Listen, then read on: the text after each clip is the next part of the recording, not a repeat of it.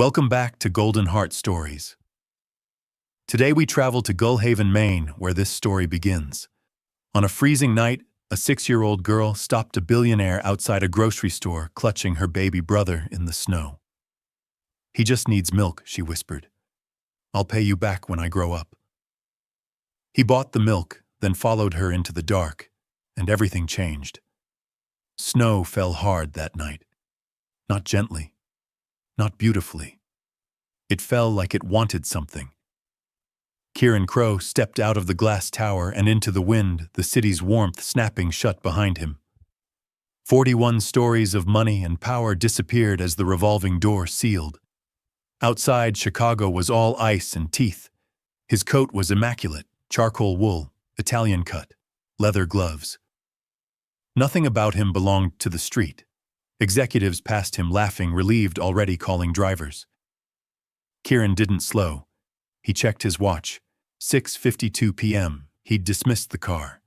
Tonight he wanted the cold, the quiet, the punishment of walking. Snow crept into the seams of the sidewalks, swallowing footprints almost instantly. Erase and move on. That had always been his way. The grocery store sat on the corner like an afterthought. Flickering sign. Yellow light bleeding onto the sidewalk. Kieran didn't plan to stop, but something did. A shape. Small. Still. On the concrete step by the entrance, a child sat hunched against the wind. No movement, no crying, just waiting. Kieran slowed. She couldn't have been more than 6. A tan coat, too thin for this weather. A red knit hat pulled low, slipping over one eye. In her arms, wrapped in a faded blue blanket, was a baby. Too quiet. Babies weren't supposed to be that quiet.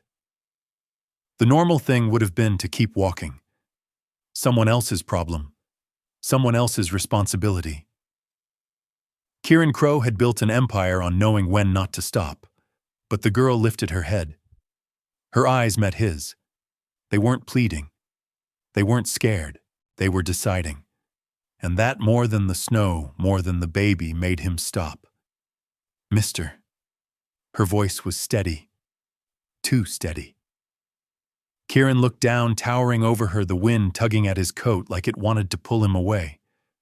Up close, he could see the cracks in her gloves, the red in her knuckles. Frost-bitten skin, pretending it wasn't. "Yes," he said, keeping distance. "Habit." The girl tightened her arms around the baby as if the world might try to take him. "He just needs a little milk." The words landed soft, but they didn't stay that way. The baby stirred, releasing a weak sound, not a cry. A surrender. Kieran felt something twist low in his chest, sharp and unfamiliar. "I promise," she continued, swallowing hard, "I'll pay you back when I grow up." Snow blew between them. Time seemed to pause, the city holding its breath. Kieran had negotiated billion-dollar mergers without blinking.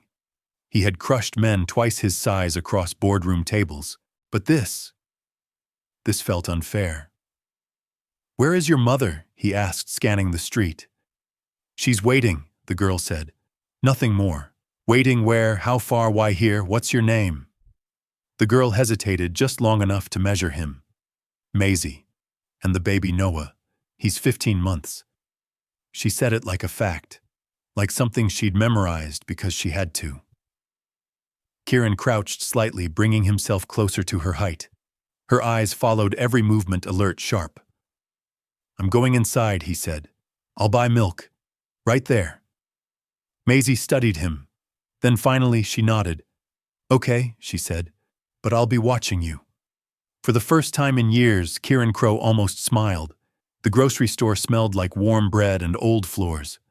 Kieran pushed a basket. Maisie followed 2 steps behind, never closer, never farther. Her eyes tracked everything, cameras, exits, people. She held Noah like she'd done it 1,000 times. "What kind of milk?" Kieran asked. Maisie pointed. "That one. Mommy said it's good."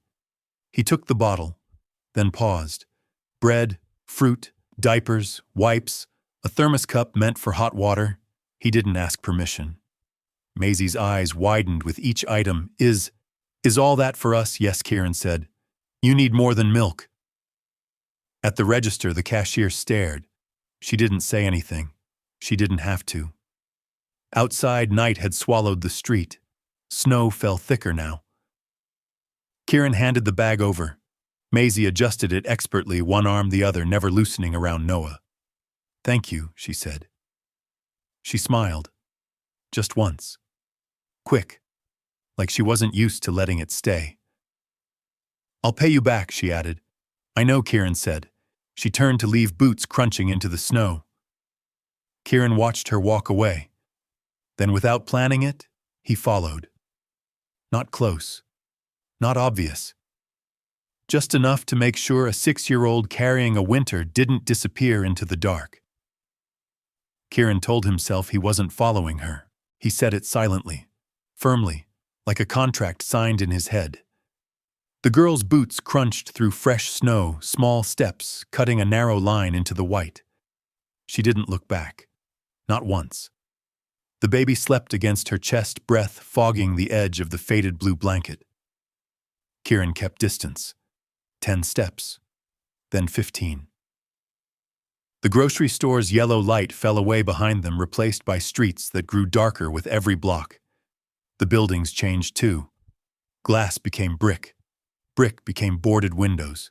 Snow piled higher where no one bothered to clear it. Wind slipped between alleys and slapped Kieran's face raw. She's too small, he thought. Too small to be walking here. Too small to be carrying a life. Maisie turned left without hesitation. Her body moved like this wasn't new. Like she knew exactly where to go, even in the dark, even in a storm. That scared him. Kieran checked his watch again. 7:14 p.m. He told himself he would stop if she turned toward a shelter, or a lit building, or anywhere that made sense. She didn't. Instead, she crossed an empty park. Snow-covered benches, a frozen fountain, the kind of place parents warned children about. Kieran slowed.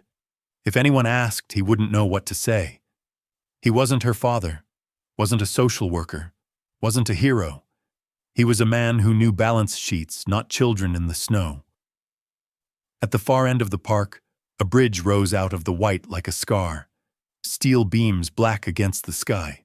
The sound of traffic roared overhead, uncaring. Maisie disappeared beneath it. Kieran stopped at the edge. For a moment he considered turning back. Then he heard it. A woman's voice. Low, tired, but steady. Maisie Kieran stepped into the shadows. The air under the bridge was colder. Not sharper, heavier, damp. It smelled of rust-wet concrete and old blankets that never fully dried. Snow didn't settle here. It melted into sludge. A woman rose from a pile of blankets as Maisie approached. She couldn't have been more than 28.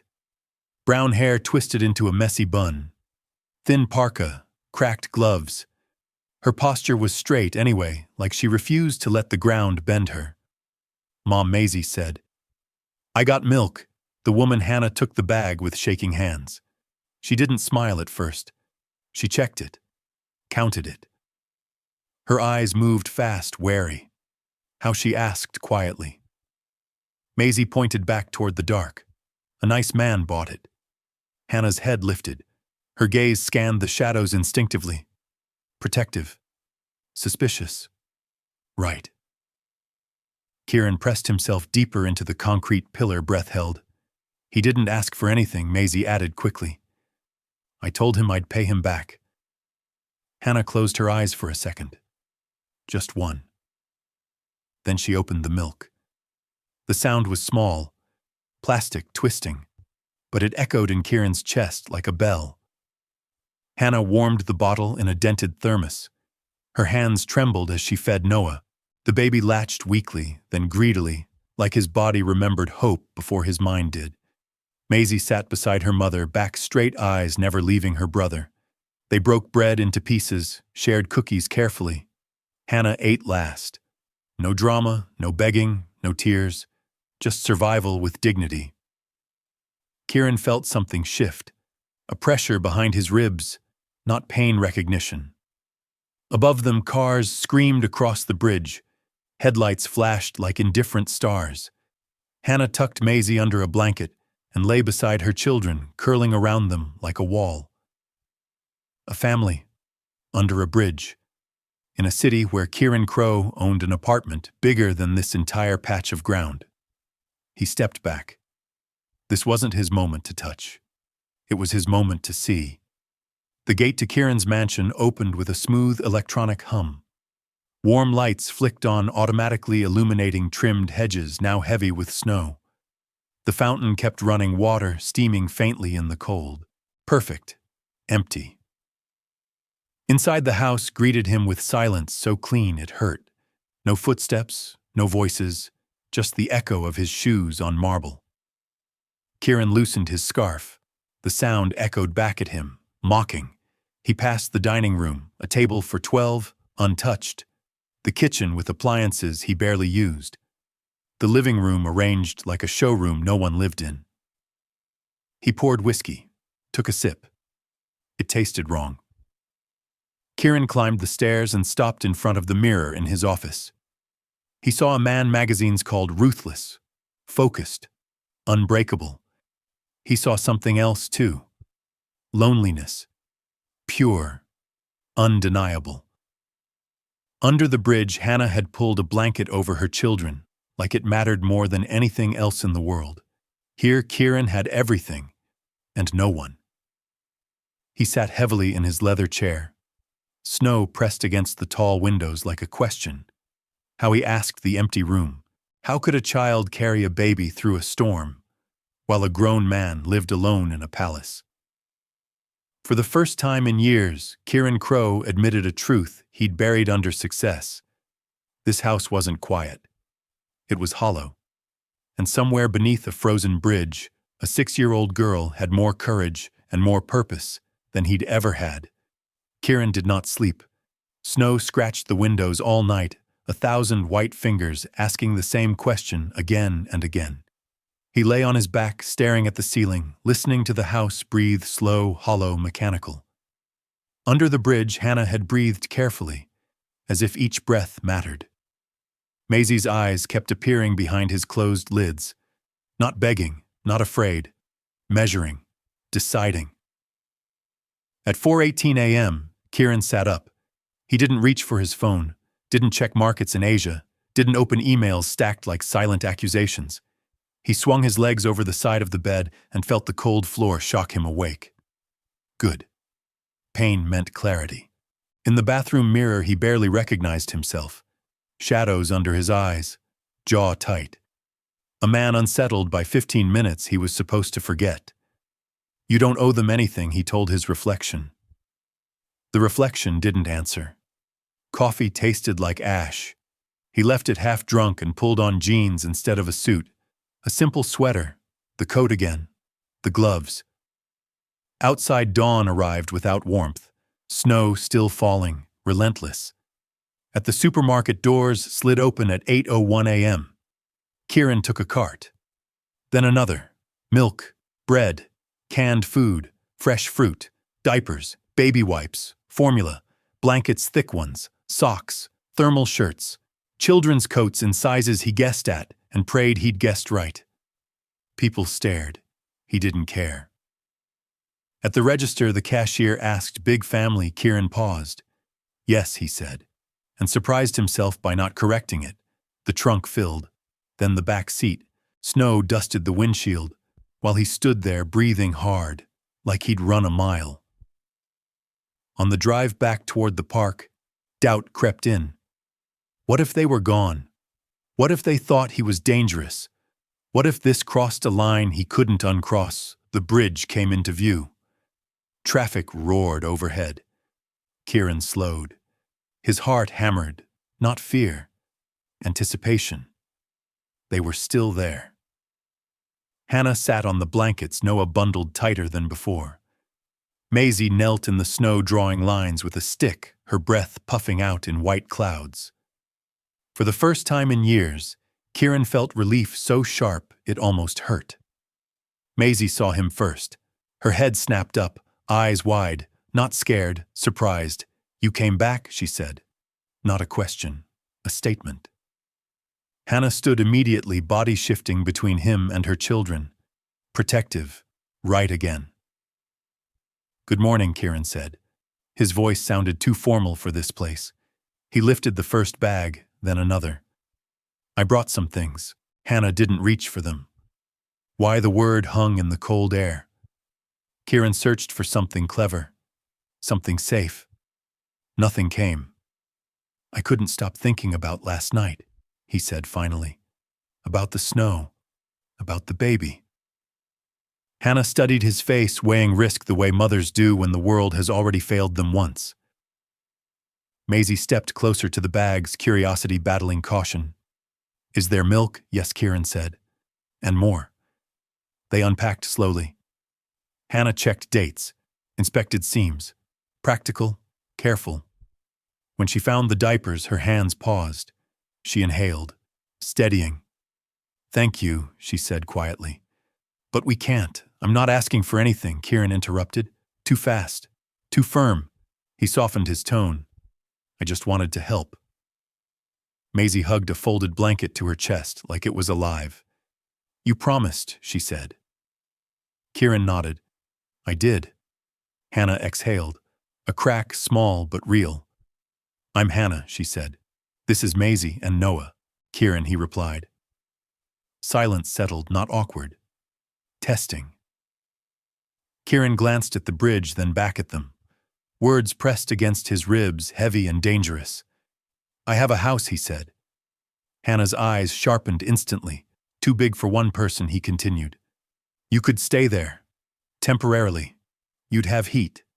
Beds. The snow seemed to stop for a second. Hannah shook her head. We don't know you. I know, Kieran said. And I don't know you. Maisie looked between them. Would Noah be warm? Kieran swallowed. Yes. Hannah closed her eyes. When she opened them, they were wet. I accept, she said. Because I don't have another choice. The honesty of it hit him harder than gratitude ever could. It took less than 10 minutes to pack their lives. A backpack with documents, a cracked phone charger, 2 spare shirts, 1 stuffed sock Noah liked to chew on. That was it.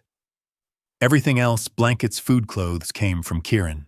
Maisie climbed into the back seat, carefully adjusting Noah's hat with hands too practiced for 6 years old.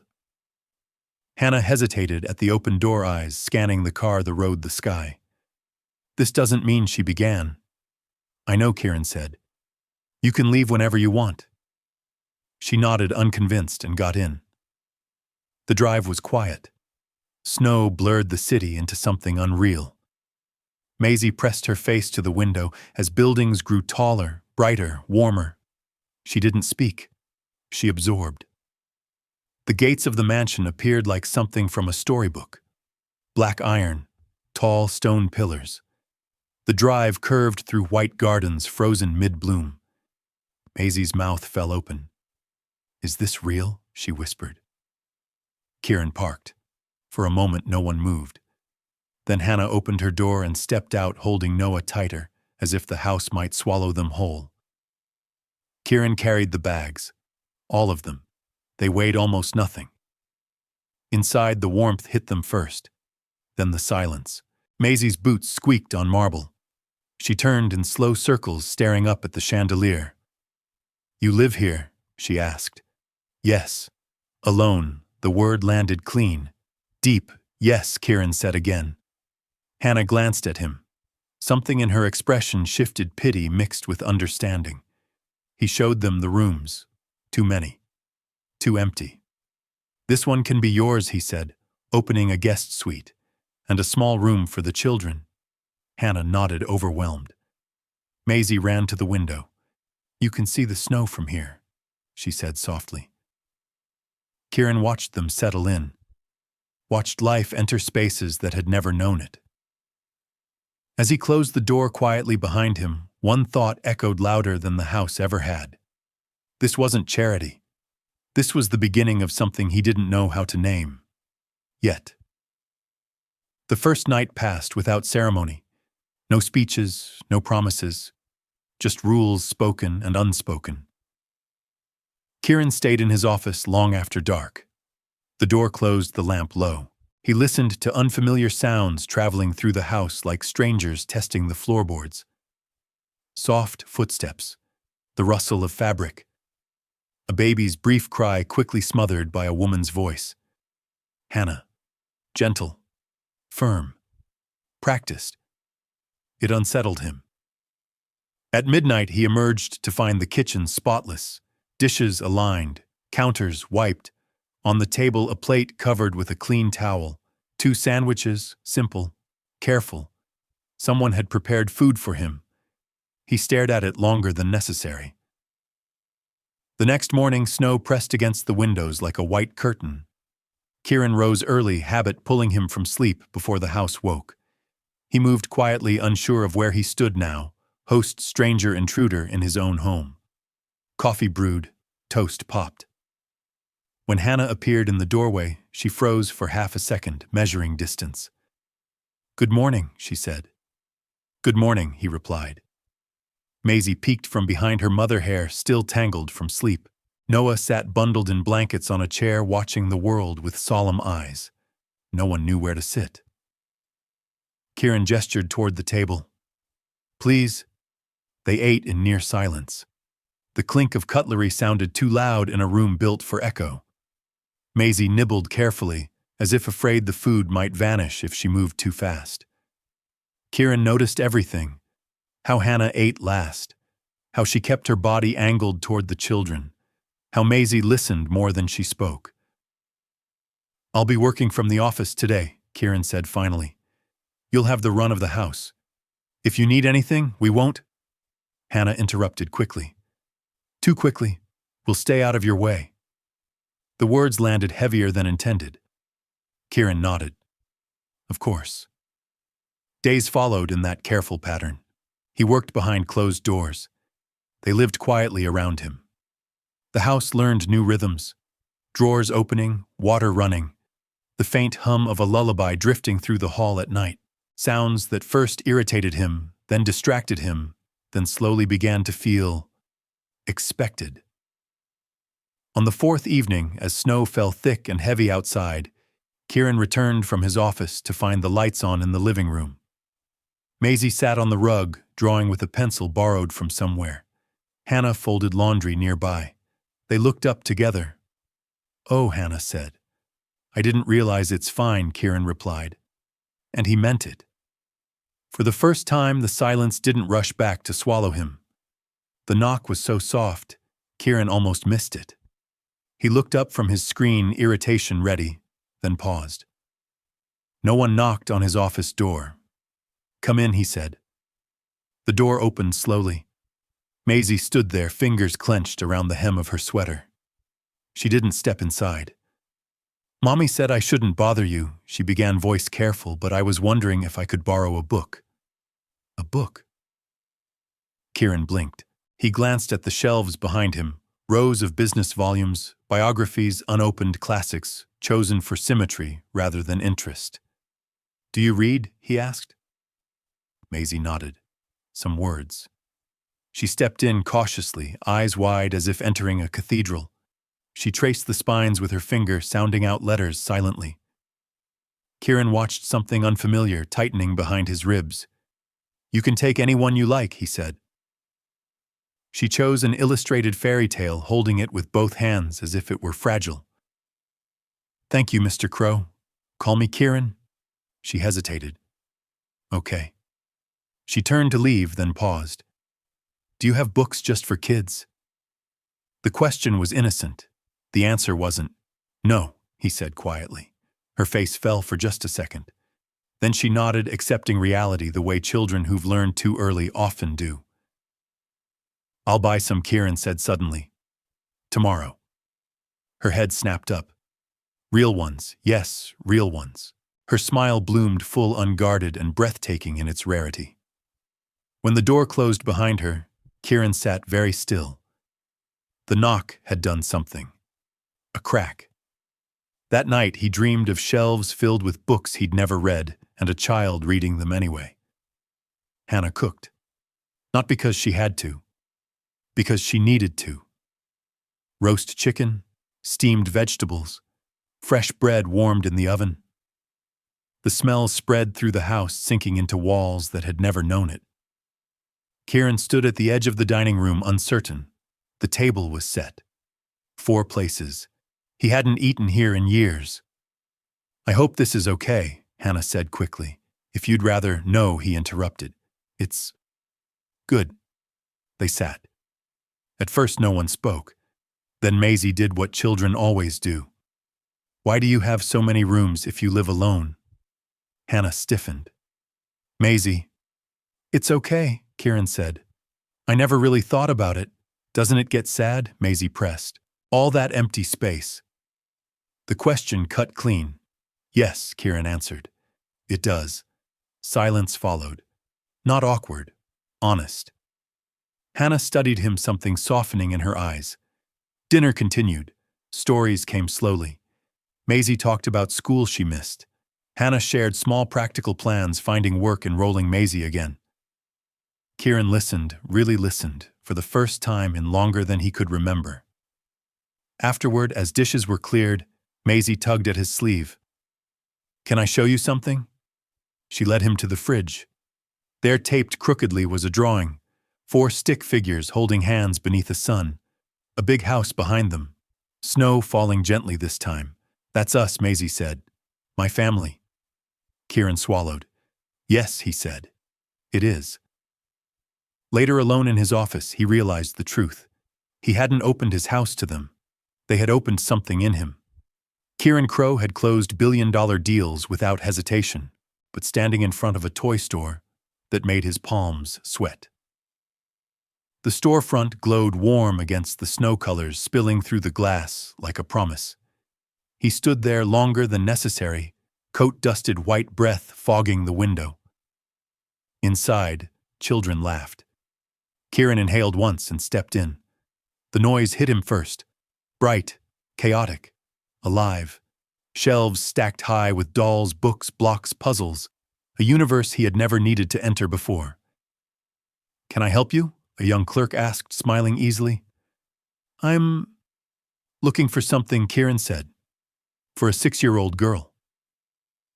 The clerk's smile widened. "Anything she likes." Kieran thought of Maisie on the floor with a borrowed pencil, drawing quietly, as if afraid the moment might be taken away. "Drawing," he said. "Books. Something that's hers." They moved through aisles. Kieran chose carefully. A thick sketchbook with a bright cover. Colored pencils, real ones, not the cheap kind. Children's books with heavy pages and bold illustrations. For Noah, a soft bear and stacking blocks that made gentle sounds. At the counter, the clerk asked, "Gifts for your kids?" Kieran opened his mouth to correct her, then stopped. "Yes," he said instead. Back home, snow fell heavier, thicker.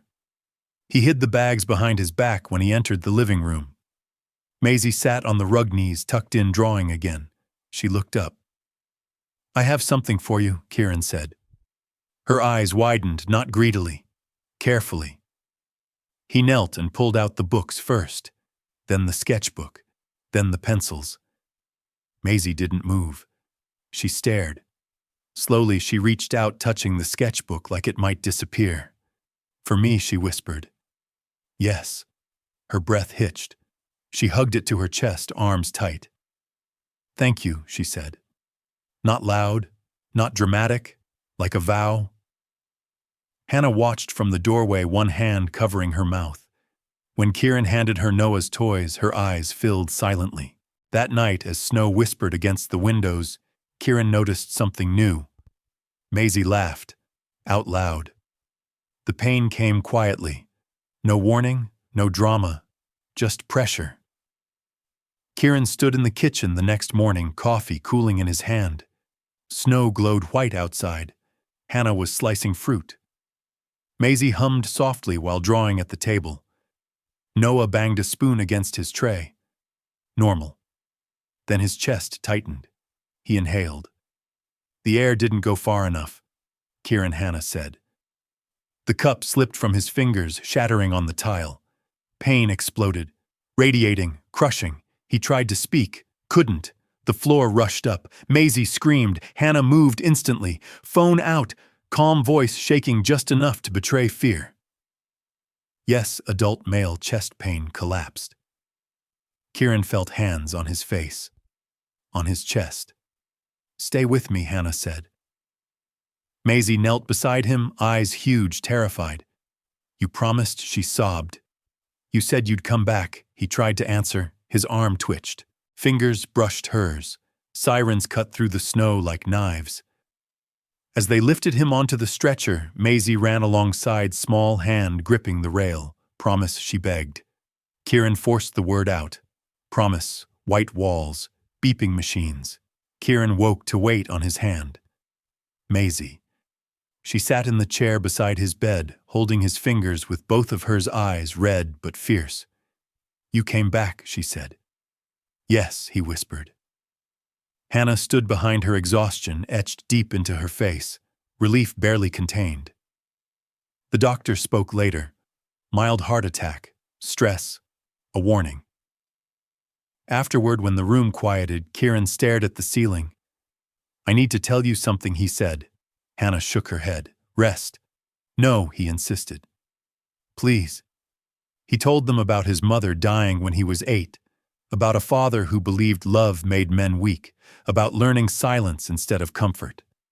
I didn't know what family was, he said, voice breaking. Until you. Maisie climbed onto the bed, carefully curling against his side. I drew you something, she said, pulling a folded paper from her pocket.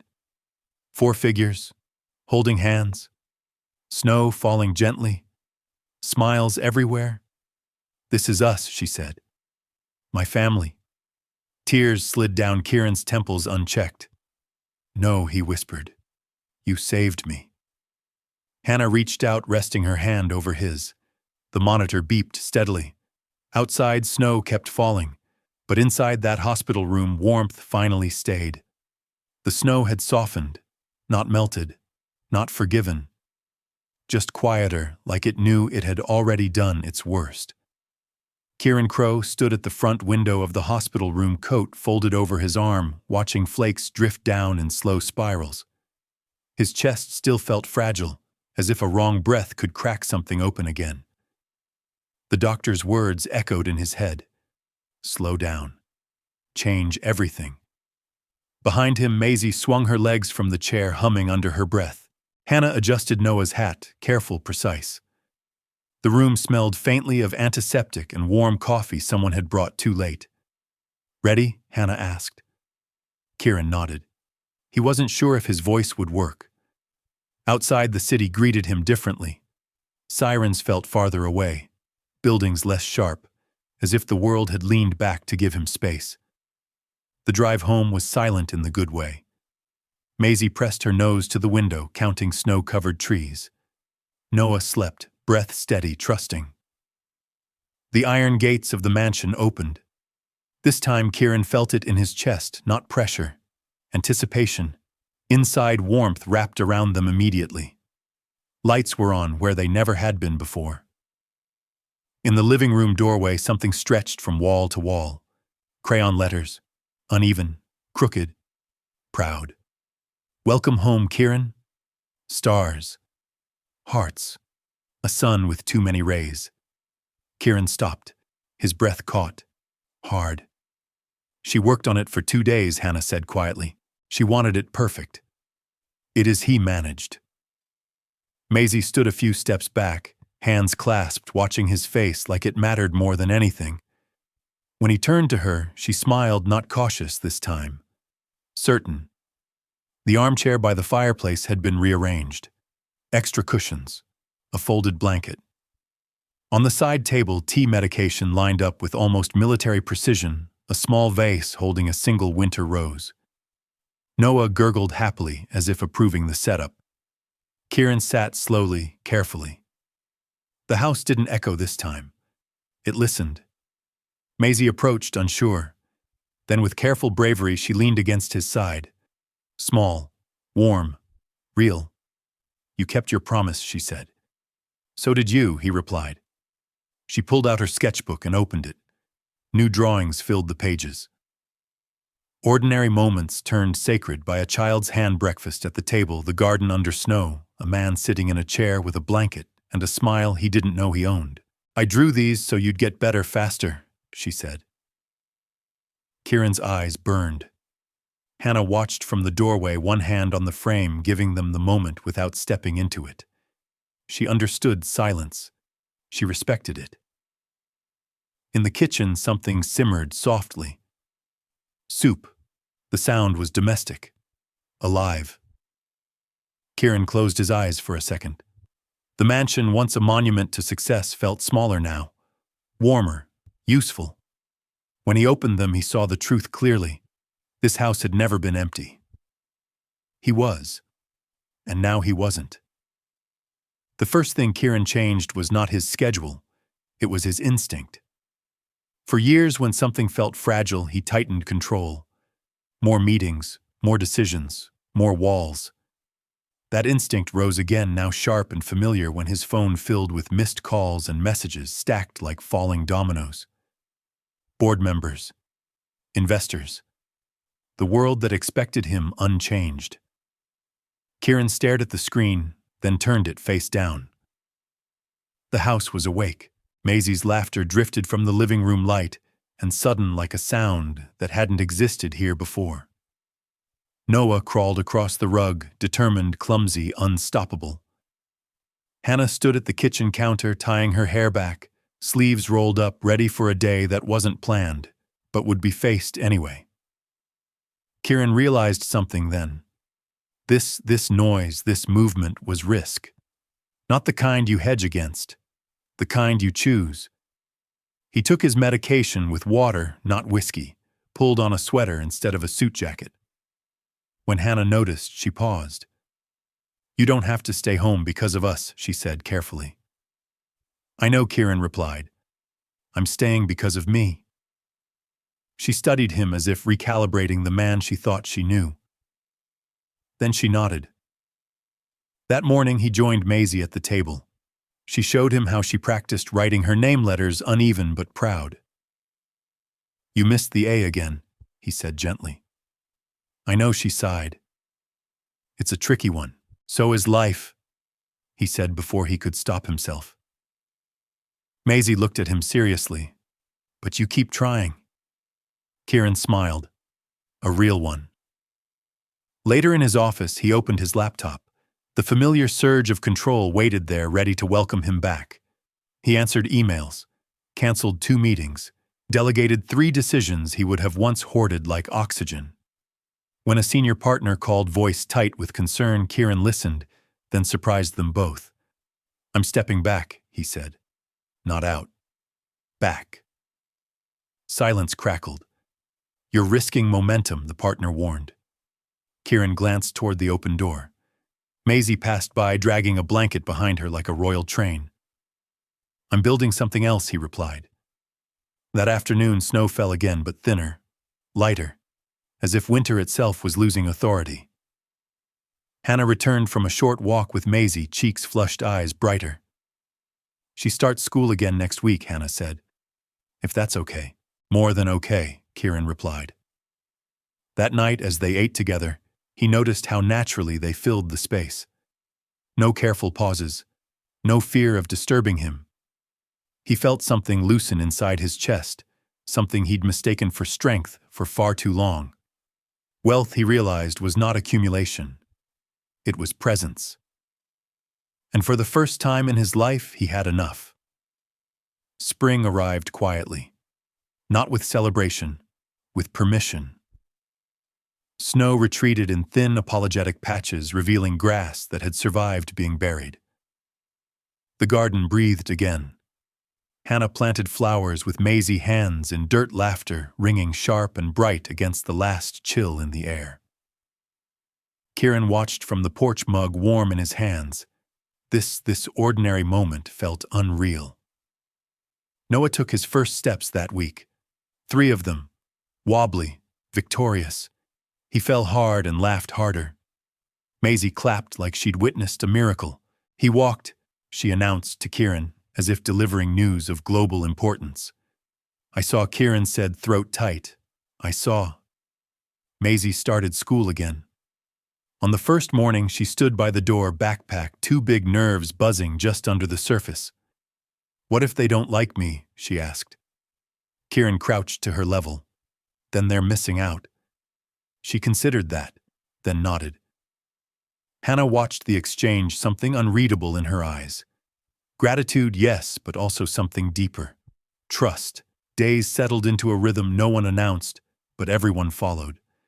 Kieran worked fewer hours. When he did work, the office door stayed open. Sometimes Maisie sat quietly on the floor drawing while he read contracts aloud to himself, the sound comforting instead of isolating. At night, the house glowed. Dinner smells lingered. Homework papers appeared on the fridge beside drawings. Noah's toys migrated everywhere like a cheerful invasion. One evening, as they sat together on the couch, Maisie leaned against him and spoke without looking up. "I remember the snow," she said. Kieran didn't answer right away. It was so cold, she continued. "I thought maybe Noah would just stop." He felt his chest tighten. Slowly, he put his arm around her shoulders. "But then you came," she finished, "and the snow didn't win." Outside, the last of winter melted into dark, living earth. Kieran realized then that spring hadn't just come to the garden. It had come to him. The snow was gone, not vanished, remembered. It lived in the cracks of sidewalks, in the bare branches, scratching the sky, in the way Maisie still zipped her coat all the way up even on warmer days. Winter had left marks, on the city, on people, on Kieran. They sat at the kitchen table on a Sunday morning, sunlight spilling across the wood like forgiveness. Pancakes steamed. Noah banged a spoon against his tray, declaring himself part of every conversation. Hannah moved between stove and sink, quiet, present. Maisie watched Kieran closely. She had been doing that more often lately. He noticed when she slid her plate closer to him, when she traced circles in syrup with a finger, thinking. When she finally spoke, her voice was small but steady. "I still remember," she said. Kieran looked up. "Remember what?" "The milk." The word dropped between them, soft and heavy. Hannah paused. Just for a second. Maisie didn't look at her. She looked at Kieran. Outside the store. When it was snowing really bad. "I told you I'd pay you back when I grow up." Kieran felt something warm tighten in his chest. "You don't have to worry about that," he said gently. Maisie shook her head. "I do." She slid off her chair and walked to the fridge. There, among drawings and spelling tests, was one picture she always made sure stayed on top. 4 figures holding hands under falling snow. She pulled it down carefully and brought it to the table. "I've been saving," she said. Kieran frowned. Saving what? She reached into her backpack and pulled out a small envelope. Worn, folded too many times. She opened it and poured the contents onto the table. Coins, nickels, pennies, a few quarters. "I get lunch money now," she explained. "Sometimes I don't spend it all, and I help Mommy. And I thought, maybe when I have enough." Her voice wobbled, just a little. Kieran stood up so fast his chair scraped loudly against the floor. He crossed the kitchen in 3 strides and knelt in front of her, bringing himself eye to eye.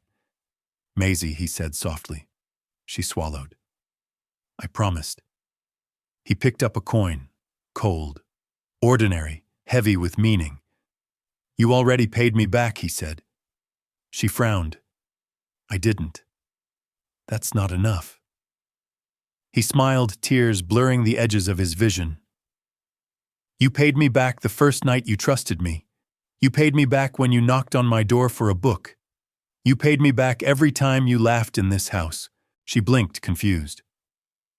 "You paid me back when you showed me what a family looks like?" Kieran continued, voice breaking despite himself. "I was rich and empty. You didn't give me money, Maisie. You gave me a life." Hannah covered her mouth, turning away. Maisie's eyes filled. "So, I don't owe you anymore." Kieran shook his head. "You never did." She threw her arms around his neck without warning, hugging him hard like she used to hug Noah in the snow. Kieran held her, breathing in the scent of soap and sunshine and childhood. "I was really scared," she whispered into his shoulder. "Back then." "I know," he replied. "So was I." When she pulled back, she wiped her eyes with her sleeve and nodded once, decisive. "Okay," she said. "Then I'll just keep you." Kieran laughed, a sound that still surprised him every time it escaped. Outside, the garden bloomed. Inside, something older than winter finally rested. Night returned without snow. The garden lay dark and damp, the last of winter finally gone, leaving behind the honest smell of earth. Inside the house glowed softly lamps instead of chandeliers, warmth instead of display. Kieran stood alone in the kitchen, rinsing a mug that didn't need rinsing. He was buying time. He knew it. The day had been full: pancakes, coins on the table, Maisie's arms around his neck. But Night asked different questions. Night didn't accept smiles as answers. Behind him, footsteps. Not light. Careful. Hannah stopped a few feet away, hands folded around a dish towel. She didn't speak at first.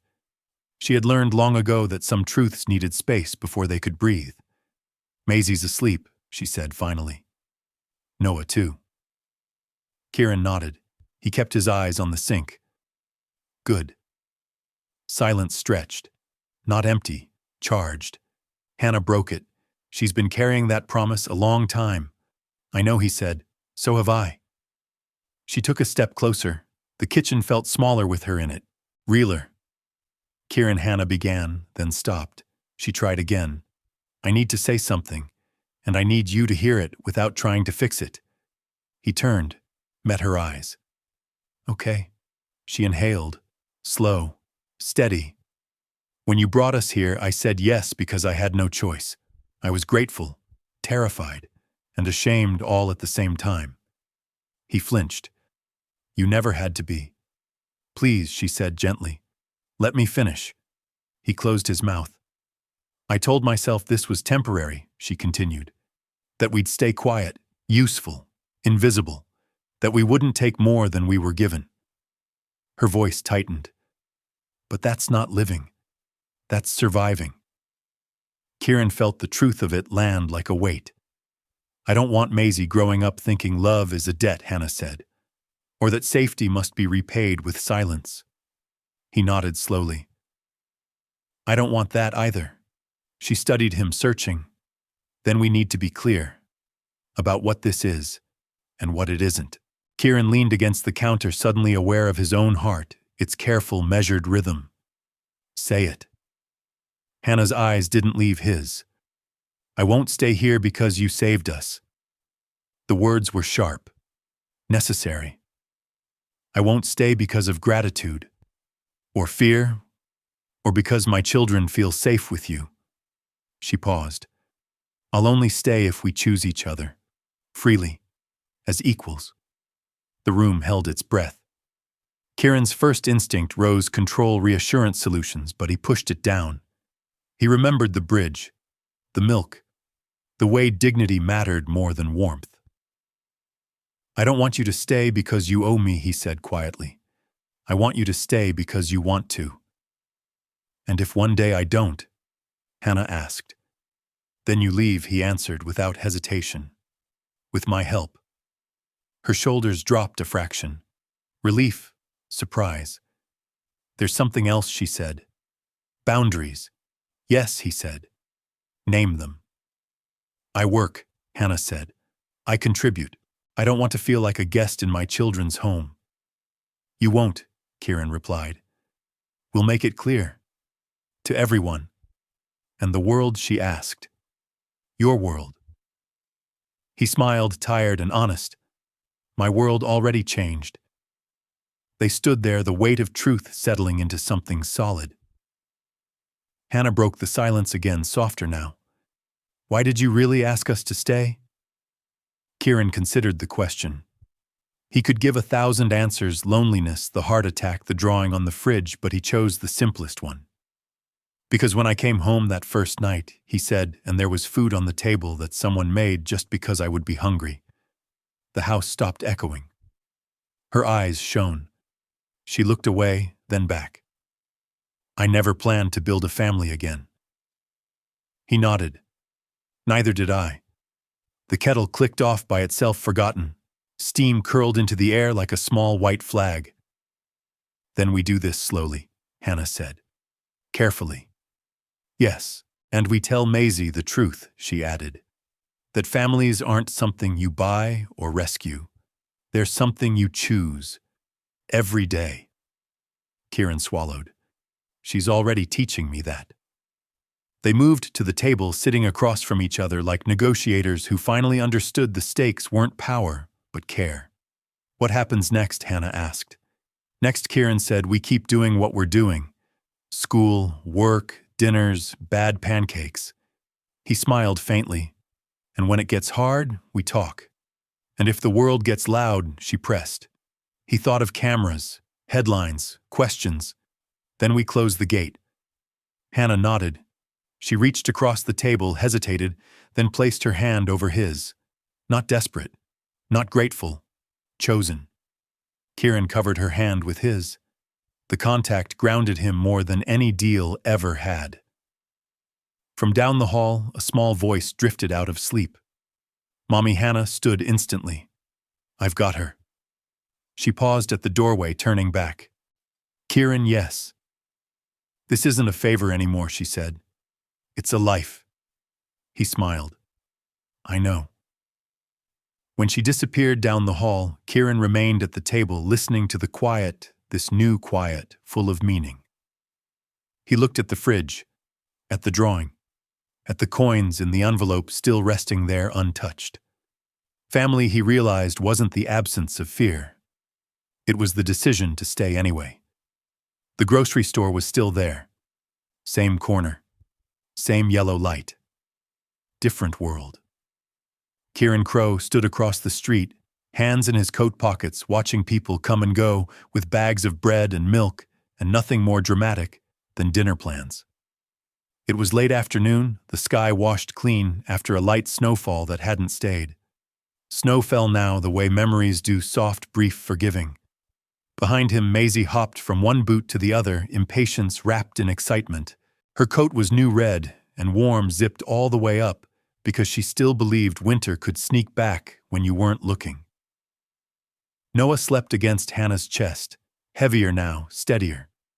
Alive in the uncomplicated way children are when the world has finally stopped shaking. Are we going in? Maisie asked. In a minute, Kieran said. He needed to look one last time. This was where it started, where a 6-year-old had stood between a storm and a baby and asked a stranger for milk. Hannah watched him quietly. She had learned his pauses, the moments where he needed to place memory down gently before stepping forward. When he nodded, they crossed together. Inside, fluorescent lights hummed. A cashier smiled at Maisie. Cold out there? Not too bad. Maisie said, serious. Then she added, it used to be worse. They bought milk, bread, apples, ordinary things, the kind that didn't need courage anymore. At the register, Kieran paid without thinking. When the receipt printed, he didn't keep it. He didn't need proof. Outside, the city breathed. Traffic passed. A bus sighed to a stop. Life continued without noticing how close it had once come to breaking 3 people. As they walked back to the car, Maisie tugged at his sleeve. I remember, she said. Kieran looked down. What do you remember? The cold, she said. And how you looked scared but stayed anyway. He smiled. You were braver than me. She shook her head. We were brave together. The car ride home was quiet and full, the kind of silence that didn't ask to be filled. When the gates opened, Maisie leaned forward, excited as if seeing it for the first time again. Home. Inside the house moved with them, shoes by the door, coats hung without ceremony. The kitchen smelled like soup because Hannah had planned ahead the way she always did now. No panic, no rationing, just tomorrow waiting. Maisie ran to the fridge. The drawing was still there. The first one. Snow falling. 4 figures holding hands. She studied it with new eyes. I draw better now, she said. Yes, Kieran replied, but that one still matters. They ate at the table meant for 12, now comfortably crowded by 4. Noah banged his spoon, declaring victory over gravity. Hannah laughed, open, unguarded. Kieran watched them like he was still learning a language he loved. After dinner, Maisie climbed into his lap with her sketchbook. She flipped pages narrating her own history and pencil first steps. First day of school, a garden with flowers that didn't mind being stepped on. Can I draw something new? She asked. Of course. She drew quickly, confident now. When she finished, she turned the book around. The grocery store, the snow, a man kneeling, a girl holding a baby. But this time behind them, a house glowed. This is before, Maisie said. Then she flipped the page. The same 4 figures. No snow, sunlight, a table, a door open. This is after. Kieran felt his chest warm, not the fragile ache from before, but something settled and strong. Which one is home? He asked. Maisie didn't hesitate. Both. Hannah watched from the doorway, eyes shining. She understood the truth in that answer. Home wasn't the absence of storms. It was knowing where you would stand when they came. Later, when the house quieted, Kieran tucked Maisie in. She curled under the blanket, safe, certain. Thank you, she said, suddenly serious again. For what? For staying. He kissed her forehead. Always. In the living room, Hannah waited. No words were necessary. They sat side by side, listening to the house, this living thing they had chosen together. Kieran thought of the night snow fell like knives, of the milk, of the promise. The snow hadn't won. It never had. Because sometimes a home begins with a question asked in the cold and an answer brave enough to stay. Did this story move your soul? Share your feelings in the comments and rate it from 1 to 10. Don't forget to like, share, and subscribe. Then tap the bell icon so you never miss a new story. Click the end screen to watch another heartfelt video. See you in the next story.